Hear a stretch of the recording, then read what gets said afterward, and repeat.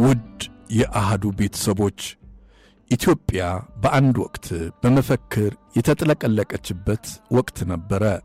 አንደኛው ኢትዮጵያ ትቅደም ይላል፣ ሌላኛው ደግሞ አንዲት ኢትዮጵያ ወይም ሞት ይላል። ሁለቱም መፈክሮች የኢትዮጵያን ታላቅነት፣ ኢትዮጵያን ማስቀደምን ያሳያሉ። በሌላ መልኩ ኢትዮጵያ ለዘላለም ትኑር የሚልም መፈክር አለ። በርግጥ ይህ መፈክር የመጣው በደርግ ዘመን ሳይሆን በንጉሥ አጼ ኃይለ ሥላሴ ወቅት ነበረ። በ1933 ዓመተ ምህረት ፋሽስቶችን ድል ካደረጉ በኋላ ኢትዮጵያ በነጻነቷ ለዘላለም ትኑር የሚል መፈክር መጣ። ከጊዜ በኋላ በነጻነቷ የሚለው ቀርቶ ኢትዮጵያ ለዘላለም ትኑር የሚለው በዘመነ ደርግ ተደጋግሞ ይፈከር ነበረ። በዛሬው ኢትዮጵያዊ ስንክሳራችን የኢትዮጵያንና የኢትዮጵያዊነትን ፍቅርን በጥቂቱ እናነሳሳዋለን። ጥበቡ በለጠ ነኝ። ኢትዮጵያ በዓለም የሀገራት ታሪክ ውስጥ ረጅም ዕድሜ ያስቆጠረች ናት። ጥንታውያን ስልጣኔዎች ከሚባሉት በርካታ ጉዳዮችም በኢትዮጵያ ውስጥ ይገኛሉ። ከዛሬ 3000 ዓመታት በፊት በግሪኩ የኤፒክ ጸሐፊ በሆመር አማካይነት የተዘጋጁት ኦሊያድና ኦዲሴይ በተሰኙት መጻሕፍት ውስጥ ስለ ኢትዮጵያውያን ተጽፏል።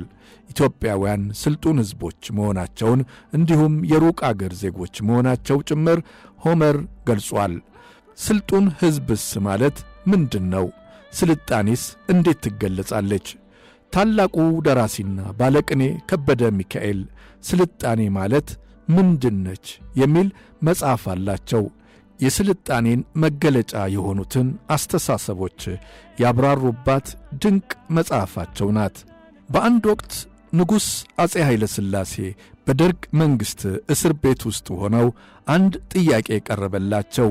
ይህም ጃንሆይ የሚፈልጓቸው መጻሕፍት ካሉ እናመጣሎታለን፣ የመጽሐፍቱን ዝርዝር ይስጡን ይሏቸዋል።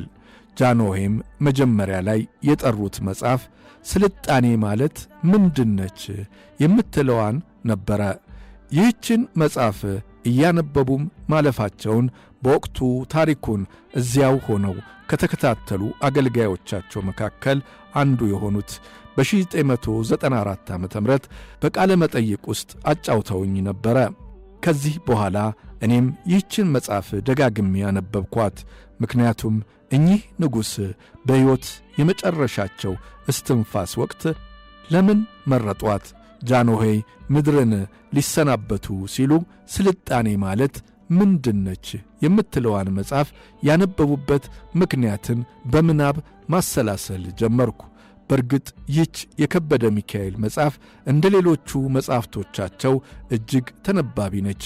ደራሲው ስልጣኔ ወደ ኢትዮጵያ እንዲመጣ ከኢትዮጵያ ማንነት፣ ከኢትዮጵያ ባህልና ታሪክ ጋር እያቆራኙ የሚፈላሰፉባት መጽሐፍ ነች። ከበደ ሚካኤል የስልጣኔን ትርጉም ከዓለም ነባራዊ ሁኔታ አንጻር ይተነትኑታል። ስልጣኔ በእውቀት፣ በንባብ አርቆ በማሰብ በሰውነት ወይም ሂዩማኒቲ እንዲመጣ ትምህርት ላይም ትኩረት ያደርጋሉ። የከተሞች የኪነ ሕንፃዎች ለሰው ልጅ ሁሉ ምቹ የሆነች ዓለም መፍጠር የስልጣኔ መገለጫ ቢሆንም ነገር ግን ሰው ከዚያ ደረጃ ላይ ለመድረስ በጥበባት ውስጥ ሁሉ ማለፍ እንዳለበት ከበደ ሚካኤል ይተርካሉ። የሰው ልጅ በምግባር፣ በጸባይ፣ በሥርዓት መታነጹ ሁሉ የስልጣኔ ማሳያ መሆኑንም ይተርካሉ። በሕክምና፣ በቋንቋ፣ በምህንድስና፣ በኪነ ጥበባት፣ በሙዚቃው፣ በስዕሉ፣ በቲያትሩ፣ በትወናው መራቀቅ ሁሉ የስልጣኔ ማሳያ መሆኑን ያወጉናል። ከሁሉም በላይ ግን ስልጡን ሀገርና ሕዝብ ማለት የአእምሮውን ከፍታ፣ ሰውነቱን፣ ሰው መሆንን፣ ስለ ሰው ማሰብና መጨነቅን፣ መከባበርን ያሳያል ይላሉ። ታዲያ በዚህ ሁሉ ጉዞ ውስጥ ሀገርስ እንዴት ትሰልጥን? የሀገር መሰልጠን በምን ይለካል? ሀገር እንዴት ትመስረት? እንዴትስ ትደግ? ለምሳሌ ኢትዮጵያ ከፋሺዝም የ5 ዓመታት ጦርነት ውስጥ ወጥታ እንዴት በእድገትና በስልጣኔ ጎዳና ላይ እንደተጓዘችም ለማሳየት ከበደ ሚካኤል አንድ ምሳሌ ይጠቅሳሉ። ያ ምሳሌ የህንዱ የነጻነት መሪ የነበሩት ማህተመ ጋንዲ ናቸው። የሰላማዊ ትግል አድርገው ትልቋን ሀገራቸውን ህንድን ከቅኝ ገዥዋ ከእንግሊዝና ከፖርቹጋል ጭምር እንዴት አላቀው ከዚያም የሀገሪቱ መሪ መሆናቸውን ያወሱናል። ህንድ ምንም እንኳ በቅኝ ገዢዎች መዳፍ ስር ብትቆይም ማንነቷ ባህሏን ራሷን ሳታጣ ቆይታ በኋላ በሰላማዊ ትግል አደባባይ ማህተመ ጋንዲ ድል አድርገው ትልቋን ህንድ አስጠብቀው መምራታቸው ከስልጣኔ መዝገብ ውስጥ የሚቀመጥ እንደሆነ ደራሲ ከበደ ሚካኤል ስልጣኔ ማለት ምንድነች በተሰኘችው መጽሐፋቸው ውስጥ ያወጉናል። ስልጣኔ ራስን ማንነትን በጥበብ በባህል ጠብቆ የተሻለ ሕይወት ለሕዝብ መስጠትን ያሳያል በማለት ከበደ ሚካኤል ይተነትናሉ። ሌላው አንድ ርዕስም በዚች መጽሐፍ ውስጥ አለ። ይህም ግርማዊ ቀዳማዊ አጼ ኃይለ ሥላሴና ማህተመ ጋንዲ የሚል። በታሪክ ውስጥ እንደምናውቀው ጋንዲ በሰላማዊ ትግል ሀገረ ህንድን ነፃ አውጥተው የመሩ የምንጊዜም ባለታሪክ ናቸው።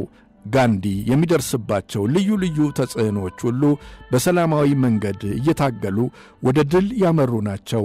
ያንን አስከፊ የቅኝ ግዛት ዘመንን በድል ተወጥተው ነፃይቱን ህንድ ያዋለዱ ናቸው።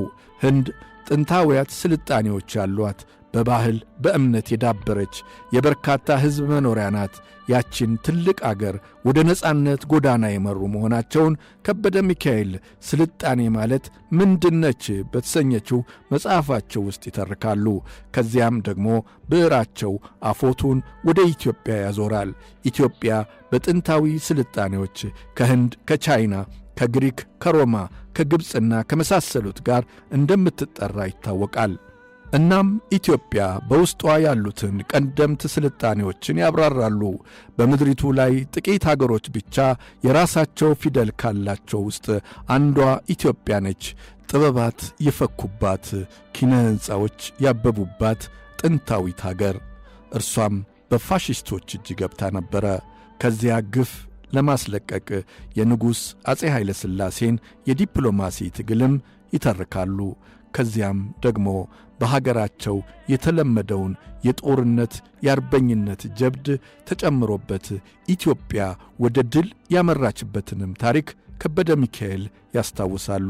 ከዚያ ሁሉ የግፍ ዘመን ሕዝባቸውን ነፃ አውጥተው ሀገረ ኢትዮጵያን መልሶ ለማቆም በተደረገው ርብርብ ውስጥ ብርቱ ጉዞ ማድረጋቸውን መጽሐፏ ትተርካለች።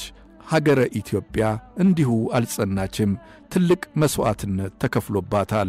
ከበደ ሚካኤል አጼ ኃይለ ሥላሴንና ማህተመ ጋንዲን እያነጻጸሩ ለሀገር የተከፈለውን ውለታ ስልጣኔ ማለት ምንድነች በተሰኘው መጽሐፋቸው ውስጥ ይተርካሉ።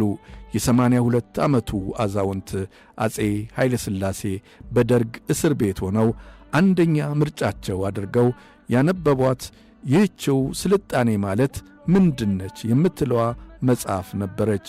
ውብ ትዝታቸው በዚች መጽሐፍ ውስጥ ያለች ትመስላለች።